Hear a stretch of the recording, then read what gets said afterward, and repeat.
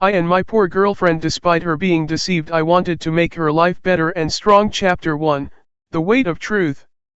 Marcus stared at the acceptance letter in his hands, the Columbia University letterhead swimming before his eyes like a mirage in the desert.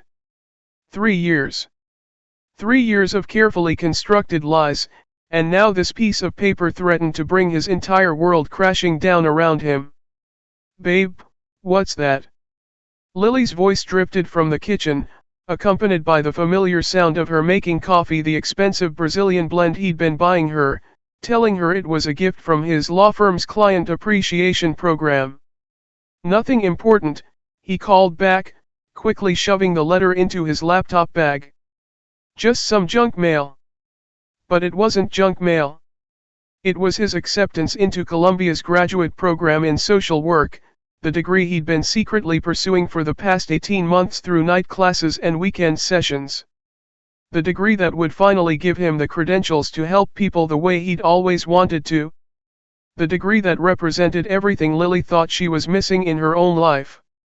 When he'd met Lily 3 years ago at that downtown coffee shop, she'd been radiant, an aspiring social worker fresh out of undergrad, eyes bright with the possibility of changing the world.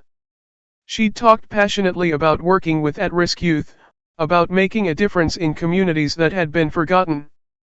Marcus had been instantly captivated, not just by her beauty, but by her fierce determination to matter. That's when the first lie had slipped out. "I'm a lawyer," he'd said, watching her eyes light up with impressed admiration. "Corporate law, mostly. Pretty boring stuff." It wasn't entirely false. He did work at a law firm as a paralegal. He filed documents, organized case files, and made copies. He'd been doing it for 5 years, ever since dropping out of college when his mother got sick and the medical bills started piling up. But something about the way Lily looked at him when she thought he was successful, educated, going places, it made him feel like the man he wanted to be instead of the man he actually was. The lies had snowballed from there. The modest apartment he shared with 2 roommates became my place. He just never mentioned the roommates when she wasn't around. His beat-up Honda became a company car that he had to return to the lot sometimes for maintenance. His paralegal salary, stretched thin between his own expenses and his mother's ongoing medical costs, somehow had to support the lifestyle of a successful attorney. But here's the thing about Marcus that even he didn't fully understand at first: every lie he told wasn't really about him. It was about her. Lily had grown up poor. Really poor. The kind of poor where you learn to water down the milk and pretend ketchup soup is a delicacy.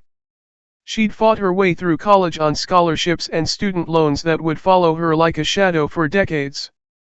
When she graduated and couldn't find work in social services, budget cuts, they always said, not enough funding. She'd taken a job at a call center that was slowly crushing her spirit, one customer service interaction at a time. Marcus watched the light dim in her eyes week by week, month by month. He saw how she flinched when she had to buy generic groceries, how she pretended not to care when her friends posted photos of vacations she couldn't afford. He saw her dog-earing pages in social work journals, still dreaming of a career that seemed increasingly out of reach. So he decided to be her stability. Her rock. The successful boyfriend who could take her to nice restaurants and tell her not to worry about money. He worked overtime whenever possible, took on freelance research projects, and even picked up weekend shifts at a local warehouse. Also, he could maintain the illusion that he was the kind of man who could give her the life she deserved. "Marcus, you're spacing out again," Lily said, appearing in the doorway with 2 cups of coffee. She was wearing one of his old t-shirts and had her dark hair pulled back in a messy bun. Even in the morning light streaming through his apartment windows, she looked tired. The call center was wearing on her more and more each day. "Sorry, just thinking about work," he said, accepting the coffee and pulling her down onto the couch beside him. "Anything interesting happening at the firm?" Marcus had become an expert at fabricating law firm drama. He'd spent enough time in the real firm where he worked to understand the dynamics, and he supplemented his stories with legal dramas he watched religiously. "Oh, you know, the Peterson merger is heating up. Might mean some long nights this week." Lily nodded absently, her attention drifting to her laptop where she had job search websites bookmarked. She'd been applying to social work positions for 18 months, getting interview after interview but never quite landing the role.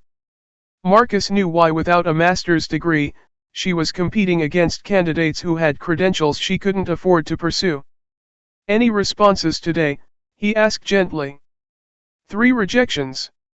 She tried to keep her voice light, but Marcus could hear the defeat creeping in.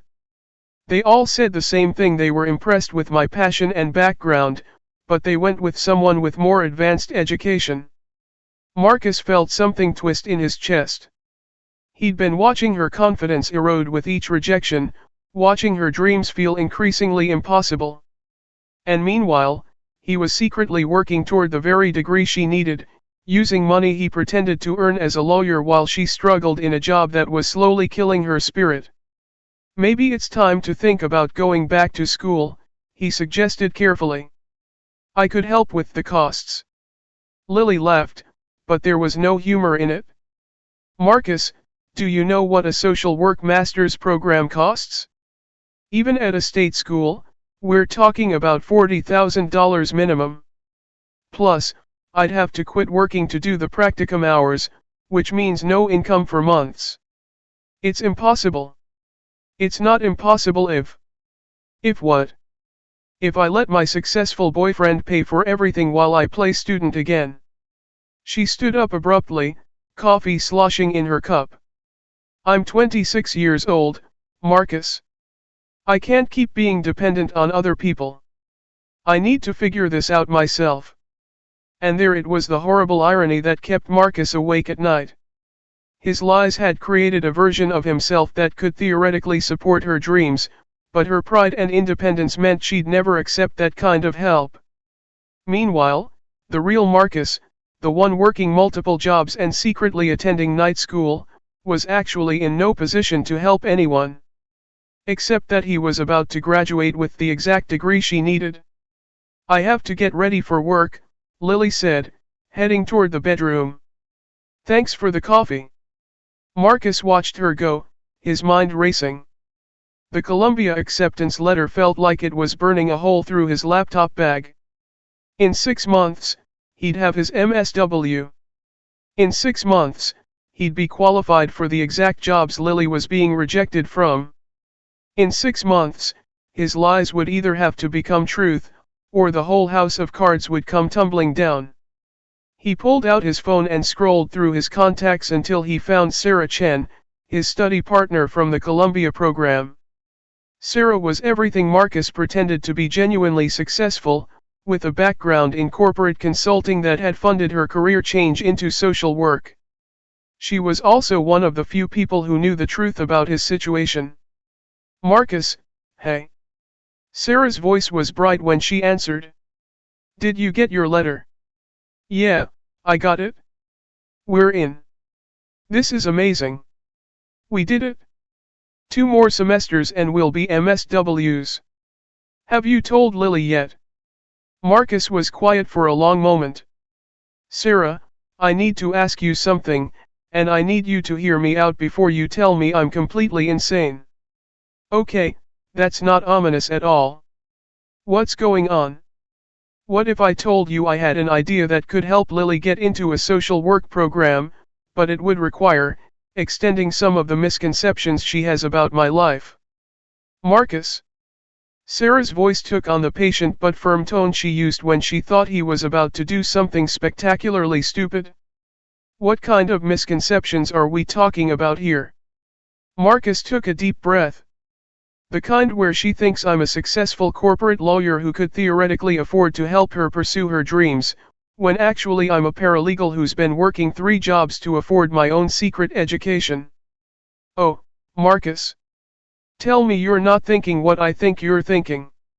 "What if," Marcus continued, "what if there was a way for her to get the education she needs, and for me to eventually come clean about everything, but in a way that doesn't destroy her dreams in the process? I'm listening, but I'm also getting ready to talk you out of whatever elaborate scheme you're cooking up. Marcus stood up and started pacing, the way he always did when his mind was working through a complex problem.